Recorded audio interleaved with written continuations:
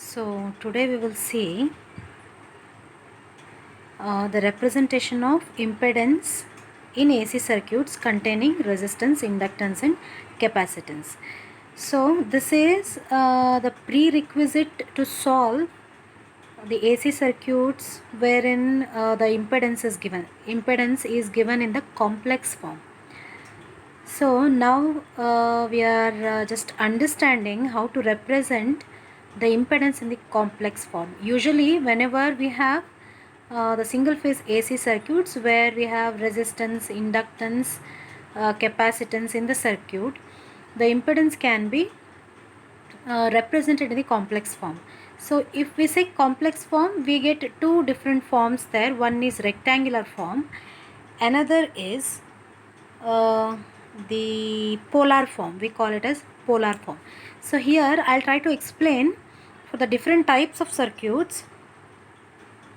For the different types of circuits, how do we represent the impedance, that is in the rectangular as well as the polar form. So let's consider the first circuit, that is RL series circuit. You can see here I have just represented by the components resistance and inductance which are connected in the series. See, always this RL series circuit, it is represented as Z equal to R plus JXL. Got it? So R plus JXL. So this is called as, this is nothing but the rectangular form. What we have. So rectangular form, it is R plus JXL. So this is a resistance, XL is the inductive reactance, where XL is given by 2 pi F into L ohms. This we already know. And I have written here that is nothing but equal to R at an angle theta. So this form is called as the polar form. The same impedance, it can be represented in the complex form. This is what we have written it in the complex form. So in complex form we have two types, rectangular type and polar form, rectangular form and polar form. In rectangular form you are just representing the resistance and the reactance. So always you should remember reactance, that is whether it is an inductive reactance or a capacitive reactance, that will be in the complex form. That is why I am adding J here. And let's not go into the depth why we get this plus and why we need to multiply this by J. So just from your syllabus point of view, I'll explain how to represent the impedance in the complex form and how we can solve the problems on this. So that is why I am discussing this. So always the RL series circuit, whenever you have some resistance, consider you have RL series circuit where you know the value of R, you know the value of L, maybe R equal to 10 ohm, L equal to 4 millihenry. So just you can consider, so then we should know, we should identify the circuit as the RL series circuit, then you can represent that. So in place of R and XL, so always here you are, because it should be dimensionally correct, right, whatever you are writing. So whenever we know that R is measured in ohms, and also here I should not use J here. If 4 millihenry is given, directly you cannot write J4 because that is the inductance that they have given. You have to convert it to its reactance, because always the standard form is R plus JXL. So calculate XL and you can replace this XL by that value whatever you get. So this is called as rectangular form, where the values you can see R and XL, both the real values you can see here. So this also can be converted into its polar form, where you can see here we have represented the magnitude by R at an angle theta. The same thing I can convert it to polar form also. See, if I say R at an angle theta, how do we calculate R and theta? We'll explain here. R equal to square root of, whenever I have RL series circuit, so R is nothing but the magnitude of the impedance, what the value they have given. Sorry, here R is equal to, this is not Z square, sorry, it is R square plus XL square, square root of R square plus XL square. It is nothing but Z, we already know.